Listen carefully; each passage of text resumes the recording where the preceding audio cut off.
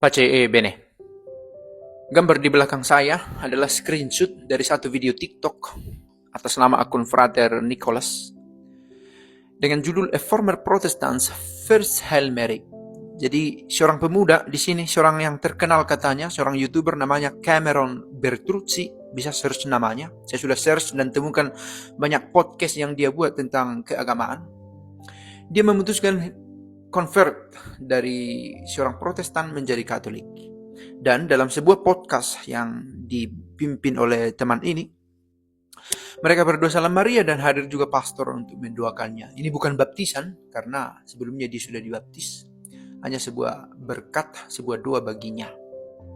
Mengapa saya membuat video ini?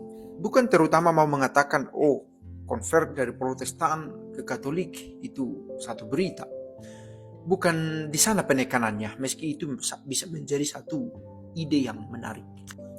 Yang saya pikirkan adalah bahwa dia sebagai pemuda merenungkan, memikir-mikirkan imannya. Sebagai seorang laki-laki, seorang pemuda masih risau tentang sebuah pencarian. Bahwa akhirnya dia sampai ke gereja Katolik. Itu sebuah keputusan yang kita tidak bisa langsung terburu-buru menilai. Karena dia masih muda, dia bisa saja bergerak ke sana kemari, masih banyak waktu jika mungkin. Tetapi yang terutama adalah bahwa dia berpikir tentang imannya di usia yang muda. Saya telah membuat beberapa, boleh dikatakan banyak video di YouTube. Dan ada statistik di dashboard YouTube saya yang menunjukkan bahwa mayoritas penonton video itu, jika benar setiap akun diisi data dengan benar, mayoritas penontonnya adalah laki-laki dan rentang usia yang umum adalah 25 sampai 35 tahun. Juga 40 yang memikir-mikirkan imannya, yang dalam diamnya, dalam heningnya, dalam waktu senggangnya menonton video tentang iman, mengikuti channel, sekurang-kurangnya channel Mea Culpa yang saya bina, yang saya buat dengan video-video tentang hidup agama, hidup rohani, filsafat, teologi, sedikit-sedikit. Risau tentang ini, meski tidak menunjukkannya ke permukaan. Ternyata setiap orang ada juga kerinduan untuk mencari tentang yang baik dan benar. Itu yang pertama. Yang kedua, dalam pencarian ini bagaimana pembekalan dibuat? Saya melihat ada banyak video di TikTok yang bahkan dibuat dalam format live, berdiskusi, berdebat tentang agama. Dan boleh saya katakan dalam bahasa saya, lihat di sini. Sekitar di sana topiknya tentang itu, referensinya melulu tentang kitab suci itu, yang menurut saya akan membawa hasil yang itu juga. Alangkah menarik bila diperkaya dengan referensi yang lebih luas. Misalnya, ketika ada perbincangan tentang katakanlah Maria atau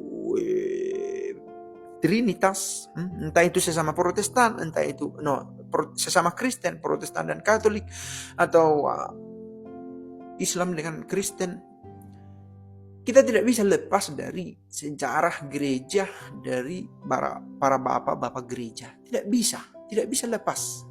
Kalau kita membawa teori-teori kita masa kini, langsung mengaitkannya dengan kitab suci, tanpa menyentuh sedikit pun buku-buku, karya tulis, pemikiran dari Bapak Gereja, itu satu lompatan yang membuat kebingungan bukan hanya si pendengar, juga sebenarnya pada si pembicara.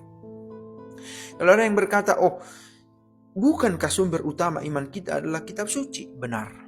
Tetapi bagaimana si kitab suci ini diolah dalam sejarah, itu tidak bisa diabaikan. Dan itu kita temukan sekali lagi dalam tulisan para Bapak Gereja. Dan ketika berbicara tentang Bapak Gereja, kita tidak hanya berbicara tentang sosok orang, biografi, catatan-catatan tentang dia. Tetapi kita berbicara tentang teologi esensi patristika yang menyangkut pemikiran, konteks budaya, kultur, tentu konteks budaya, historia, cerita yang melapisi itu, sosiogeografi, dan banyak aspek lain yang akhirnya pelan-pelan bisa kita coba masuk ke alam berpikir kala itu. Karena inilah akhirnya kita mengenal Trinitas ini. Oke, saya mengatakan ini bukan berangkat dari titik bahwa saya sudah mengetahui semua.